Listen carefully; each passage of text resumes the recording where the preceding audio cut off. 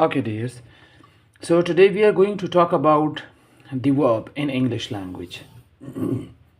Verb is the open class parts of speech, which means that verb do accept other verbs added to it. For example, we have a very good example of phrasal verb: pick up, switch on, and switch off, and many other examples we do have. So, what is verb? Verb is a word. A word means that it is open class parts of speech, which focus on an action. Action means some kind of things that we are doing, and plus state. So this means that the verb is a word which talks about the action plus the state. Action means I'm drinking. So drinking is an action. And state means that I am thirsty. So the word im is using for action and both for state. For example, I'm drinking water. So I'm drinking water. The im is the auxiliary verb which shows the action drinking, while in the state it shows I am thirsty, I need some water. So it is the building block of sentence structure. Same is the case, like we can say in the biology, cell is the basic unit of structure and function of all living organism. So here the verb is also playing a vital role in the sentence structure. So here we do have some example. For example, she runs every morning. So according to this sentence, she is the subject and runs is the main verb, and every morning is the object or agreement, you can say. So runs is a verb which shows an action. For example, if I want to show the state here, so I can say that she is very good in running. So now that is a kind of a state shown by the verb. Now in second example, they play video game. Now the word play is a verb. Why? Because without play, without the main verb, sentence is incomplete. Now verb is an open class parts of speech and play a vital role in sentence. But it has many kinds which shows different aspect and function. Now, there are two aspects we will be talking about the verb. So now here are some kinds of verbs. So we will be talking about the kinds of verb which is called the form. Now I can say here that if I talk about here the open class parts of speech and it has many kinds. Here kinds. Kinds means forms, that I will be talking about the forms. But I will not be only talking about the forms, I will also be talking about the function. Because in English parts of speech, it is mandatory that we should be focused on the forms plus the function. Now, what is meant by form? Form means kinds, and function means its uses. So we will be talking about the uses also here. Now, the very first kind of the English verb is the linking verb. What is meant by linking verb? Now, linking verb shows linkage or link. It does not need any action but add more information to it. Is not only adding action but also more information to the subject. For example, common linking verb are is, am, are, was, and were. Now the linking verb is the linking verb. Why? Because it shows the link that the she has happy and she has a link with each other. Now here is a link with the happy. Now she has a link with the happy and happy has a link with she. So this is linking verb. The soup tastes delicious. So the word taste here is the linking verb. She is a girl. Now is shows the linkage with the perspective of she towards girl and girls towards she. Now another is are. Are is a linking verb because are you happy? So it shows a kind of link of you with the word, another word, happy. Now this was all about the linking verb. So linking verb shows a kind of link, and link, and if there is link, so definitely it will be come in the category of state.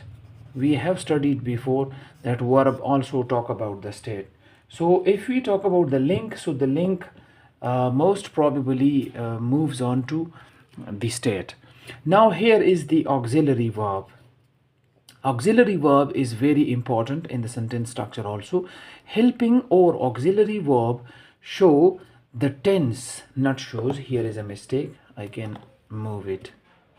Auxiliary verb shows the tense time where it helps to the main verb. Now we already talk about the action, if you remember, in the main verb. For example, I'm drinking, I'm cleaning, I'm washing, I'm swimming. So this means that when you are swimming and when you are cleaning and when you are drinking. So this means that helping verb shows the time of drinking, when you are drinking, and auxiliary verb or helping verb shows the time of that action when you are doing. For example, here you can see the main verb and auxiliary verb. So here is the subject. Now subject is, you can see here, this is the subject in a sentence, and this is the main and this is the helping verb, and this is the most important one. We have already talked about main verb, which shows the main action, and this is the agreement. So the helping verb, this one, shows the tense, the time of the action. For example, they are playing football. So the word playing is main verb. Here you can see main verb, while are is the auxiliary or helping verb. And this shows the time when you are playing football.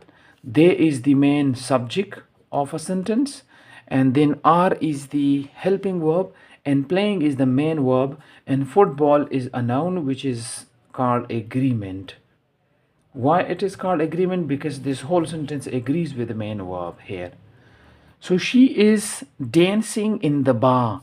So is auxiliary verb and dancing is the main verb. He is plucking flowers. So he is the subject, she is also the subject, and is the helping verb and plucking is the main verb. So is mr shows the main verb, the main action. Now Najma and Nimra are watching TV. Now here you can see Najma and Nimra are watching TV. So are is the auxiliary verb and watching is the main verb. I hope you got very good knowledge of it. So this was all about the auxiliary verb. Now we are moving to another kind.